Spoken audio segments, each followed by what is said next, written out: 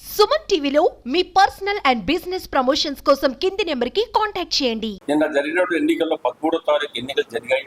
ఎక్కడైతే ఎన్నికలు జరిగాయో కొన్ని ఏరియాలలో వైఎస్ఆర్ పార్టీకి సంబంధించిన ఎమ్మెల్యేల క్యాండిడేట్లే చొరబడి దౌర్జన్యంగా ఈవీఎంల యొక్క దాన్ని కూడా పగలగొట్టడం జరిగింది 7 సార్ల మాచర్ల కొన్ని నియోజకవర్గాల్లో.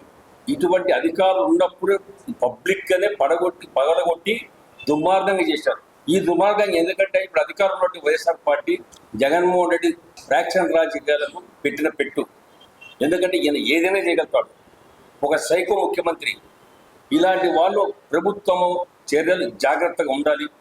ఇటువంటి వాళ్ళు ఓడిపోతున్న భయంతో ఏదైనా అన్యాయం చేసే పరిస్థితి కానొస్తా ఉంది. ఈ ప్రభుత్వం మీద మాకు నమ్మకం లేదు. అధికారులకు ఎన్నికల కమిషనర్ గారికి మేము విజ్ఞప్తి చేసేది ఏమంటే ఇది జాగ్రత్తగా ప్రజలు ఓటు వేసారు, ప్రజాస్వామ్య పద్ధతిలో జరిగింది కాబట్టి దీన్ని ప్రజా సమస్యను దీన్ని చేయకుండా ఈ యొక్క బాక్సులు వెంటనే స్ట్రాంగ్ పెట్టాలి. ఎందుకంటే ఒక అనుమానం ఉంది మాకు. ఎన్నికల కమిషన్ ఎన్నికలు జరుగుతున్నప్పుడే పట్ట పగులే ఈవీఎంలు పగలగొట్టి దౌర్జన్యంగా 7 ఈవీఎంలు పగలగొట్టాడు మాచర్ల క్యాండిడేట్. అందుకే మాకు అనుమానం వస్తుంది. ఇమ్మీడియట్గా దీని మీద యాక్షన్ తీసుకోవాలి. దీన్ని కలెక్టర్ గారికి ఇప్పుడు తిక్కారెడ్డి కూడా మెమరాండం పంపడం జరుగుతుంది. ఎన్నికల కమిషనర్ గారు కూడా చెప్పడం జరుగుతుంది. ఈ విషయం రాష్ట్ర పార్టీ అధ్యక్షులు అచ్చెన్నాయుడుతో కూడా ఇప్పుడు తిక్కారెడ్డికి మాట్లాడినారు. ఇది రాష్ట్ర వ్యాప్తంగా జరిగిండొచ్చు. సరే ఏదేమైనా సరే ఈ ప్రభుత్వం మీద నమ్మకం లేదు. మా ఎన్నికల కమిషన్ మీద నమ్మకం ఉంది. ఎందుకంటే ఎన్నికల కమిషన్ ఇప్పుడు దీని మీద చాలా సీరియస్గా ఉంది. ఏ తప్పు చేసిన ఏ అధికారి కానీ, డీజీపీ కానీ, కలెక్టర్లు కానీ, ఎస్పీలు కానీ వదలకుండా తప్పు చేసిన వారి మీద చర్యలు తీసుకోవడము, ఇమ్మీడియట్గా యాక్షన్ జరుగుతున్నాయి. కాబట్టి దీని మీద కూడా వెంబటే యాక్షన్ తీసుకొని సపరేట్గా తిక్కారెడ్డి చెప్పినట్టు సపరేట్గా ఒక రూమ్ పెట్టి, స్ట్రాంగ్ రూమ్ పెట్టి ఇవన్నీ తరలించి ఈ న్యాయ పద్ధతులు ఎన్నికలు జరిగినాయి కాబట్టి తప్పకుండా ఇది చేసి చూపించాలి. ఎందుకంటే ఇవాళ కర్నూలు అసెంబ్లీ ఉంది. సుమారుగా 4,000 ఓట్లు పైన, ఇక్కడ 3,500 ఎంతలో పోలైనాయి. ఏ పొరపాటు జరిగిన ఏదైనా అయితే ఎవరికి ఇబ్బంది? మా పార్టీ ఇబ్బంది అవుతుంది. ఆ పరిస్థితి రాకుండా దీంట్లో పలాని పార్టీ అనకుండా అందరినీ సమానంగా చూసి న్యాయంగా ఈ యొక్క బాగా తరలించి న్యాయం చేయాలని కోరుతున్నాం. ఒకసారి ఎలక్షన్స్ని మనం చూసుకున్నట్లయితే వైసీపీ వాళ్ళు హింసాత్మక సంఘటనలకి పాల్పడి ఒక సిఐ గారిని కూడా కొట్టడం జరిగింది. రక్తగాయాలతో అతను మరి వైసీపీ దాడుల్ని చూపించడం జరిగింది. ఇటువంటి పరిస్థితుల్లో మరి ఏ ఆర్ఓ దగ్గర అక్కడ ఉన్న స్టేషన్స్లో మరి పోస్టల్ బ్యాలెట్స్ని పెట్టడం ద్వారా సిఐ లాంటి వ్యక్తుల మీదనే వైసీపీ దాడుల్ని చూసాం. మరి అటువంటిది 2 కానిస్టేబుల్స్ ఏ విధంగా ఈ భద్రత అనేది ఒకసారి పునరాలోచించవలసిందిగా మరి ప్రభుత్వాన్ని, ఈసీ కమిషన్ని డిమాండ్ చేస్తూ ఉన్నాం. మరి ఎందుకంటే ఒకసారి తెలుగుదేశం పార్టీ ప్రభంజనం వీస్తూ ఉంది.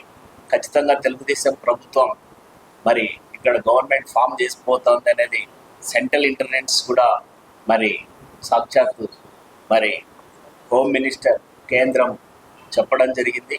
దీన్ని దృష్టిలో పెట్టుకునే వైసీపీ వాళ్ళు ఎంత వీలైతే అంత మరి ఎక్కడ వీలైతే అక్కడ మరి అప్రజాస్వామ్యక పనులు చేయడానికి సిద్ధపడతారు. కాబట్టి మరి ఈసీ కమిషన్ని, భద్రతా దళాలని మేము కోరేది ఒక్కటే, మరి మమ్మల్ని చట్ట ప్రకారం మరి ఈ ఎలక్షన్స్ జరిగాయి, చట్ట ప్రకారమే కౌంటింగ్ పూర్తయ్యేలాగా చట్ట ప్రకారమే తెలుగుదేశం పార్టీ మరి 4వ తారీఖు తర్వాత చంద్రబాబు నాయుడు గారు ముఖ్యమంత్రిగా ప్రమాణ స్వీకారం చేయడం ఖాయమని ఈ సందర్భంగా తెలియజేస్తాం. Thank you. ఈ సమావేశం పెట్టడం ముఖ్య ఉద్దేశం ఏమంటే మన రాష్ట్రంలో ఎంపీ, ఎమ్మెల్యే ఎన్నికలు సార్వత్రిక ఎన్నికలు 13వ తారీఖు జరిగినాయి. జరిగిన వెంటనే ఆనవాయితీ ప్రకారం, పద్ధతి ప్రకారం అన్ని ఈవీఎం బాక్సులు ఎన్నికల కమిషనర్ అంటే డిస్ట్రిక్ట్ ఎన్నికల కమిషనర్ గారు కేటాయించినటువంటి ఆ స్ట్రాంగ్ రూమ్లకు అన్ని చేరుకున్నాయి. అయితే ఇది బహుశా రాష్ట్ర వ్యాప్తంగా అనుకుంటాను. పోస్టల్ బ్యాలెట్లు మాత్రం ఎక్కడ ఎన్నికలు జరిగినాయో అక్కడే ఇంచుమించు అట్లే ఉన్నాయి. అక్కడ సెక్యూరిటీ పైన మాకు కొన్ని అంటే అనుమానానికి తావిచ్చే విధంగా సెక్యూరిటీ అనేది 3 అంచెల భద్రత లేదు. ఎందుకు స్ట్రాంగ్ రూమ్ కింద తరలించలేకపోయారు? దాదాపుగా 13 ఎలక్షన్ జరిగింది. ఈరోజు 22వ తారీఖు వచ్చింది. కాబట్టి ఎన్నికల కమిషనర్ గారికి మేము ఈరోజు రిక్వెస్ట్ చేస్తా ఉన్నాం. వెంటనే ఇక్కడ ఉన్నటువంటి స్ట్రాంగ్ రూముల్లో కానీ ట్రెజరీలో కానీ ఎక్కడంతా ఆర్ఓ కంట్రోల్ అంటే కాన్స్టిట్యున్సీ ఆర్ఓ కంట్రోల్లో ఉన్నటువంటి ఈవీఎంలని సెక్యూరిటీలో అక్కడ ఉన్నటువంటి ఎమ్మెల్యే క్యాండిడేట్ ఎంపీ క్యాండిడేట్ వారి ప్రతినిధుల సమక్షంలో ఇమ్మీడియట్ గా స్ట్రాంగ్ రూములు కదిలించాలి. ఇప్పుడున్న స్ట్రాంగ్ రూములు ఓపెన్ చేయకుండా కొత్త స్ట్రాంగ్ రూమ్ లో వీటిని వెంటనే భద్రపరిచి వీటిని ప్రజలకు అనుమానాలు తావీయకుండా చేయాలని చెప్పేసి మేము ఎన్నికల కమిషన్ ని ముఖ్యంగా కోరుకుంటున్నాం. ఇది ఎందుకంటే మా చాలా ఎన్నికల్లో ఉదాహరణ కర్నూలు ఉంది.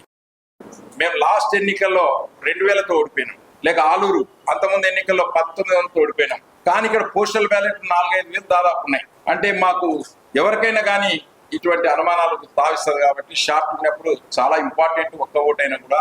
కాబట్టి ముఖ్యంగా మేము తెలియజేసేది ఏమంటే ఎన్నికల అధికారులకు ఇమ్మీడియట్ గా ఎక్కడ ఎన్నికలు స్ట్రాంగ్ రూమ్లు ఎక్కడైతే కేటాయించారో అవి ఓపెన్ చేయకుండా అవి ఏం డిస్టర్బ్ చేయకుండా వీటిని ప్రత్యేక గదిలో ఇమ్మీడియట్ గా భద్రపరచాలి. 3 అంచెల సెక్యూరిటీ చేయాలి. ఇప్పుడు మేము చూసాము, ఇక్కడ సెక్యూరిటీ ఒక కానిస్టేబుల్ ఉన్నాడు, ఒక చోట సీసీ కెమెరాలు పనిచేస్తలేవు, కొన్ని చోట్ల సీసీ కెమెరాలు ఉన్నా కూడా దానికి సరైన సదుపాయాలు లేవు. అది వాళ్ళ తప్పు అని మేము చెప్పట్లేదు, అక్కడ ఉన్నటువంటి సదుపాయాలు అక్కడ ఉన్నాయి కాబట్టి సదుపాయాలన్నీ ఇక్కడ ఉన్నాయి.